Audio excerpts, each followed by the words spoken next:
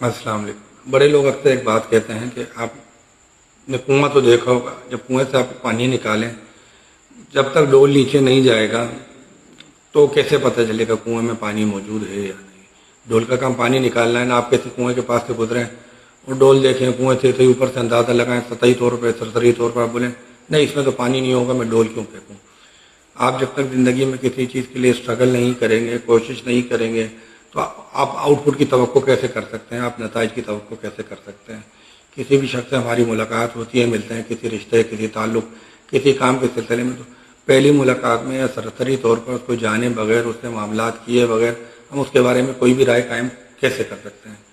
جب تک ہم اپنی صلاحیتوں کا ڈول کنویں میں نہیں ڈالیں گے تو ہماری کارکردگی کا پانی باہر کیسے آئے گا؟ جب تک صبر کا ڈول ہم کنویں میں نہیں ڈالیں گے تو ہمیں نتیجے کا پھل کیسے ملے گا؟ کسی کام کے لیے جب تک آپ حقیقی معنوں میں کوشش نہیں کریں گے، اسٹرگلنگ نہیں کریں گے، تسلسل کے ساتھ کام نہیں کریں گے تو آؤٹ پٹ کیسے ملے گا؟ ایک دو بار کی کوشش میں کسی بھی چیز میں کامیابی ممکن تو ہو سکتی ہے، مگر یہ لازمن نہیں ہے۔ ہر کام کا فارمولہ ہے، میکنزم ہے، ایک طریقہ کار ہے، اس کو فالو کریں، انشاءاللہ نتائج ضرور ملیں گے۔ بعض چیزوں میں، بعض کوششوں میں ٹائم لگتا ہے، مگر نتیجہ ضرور برآمد ہوتا ہے۔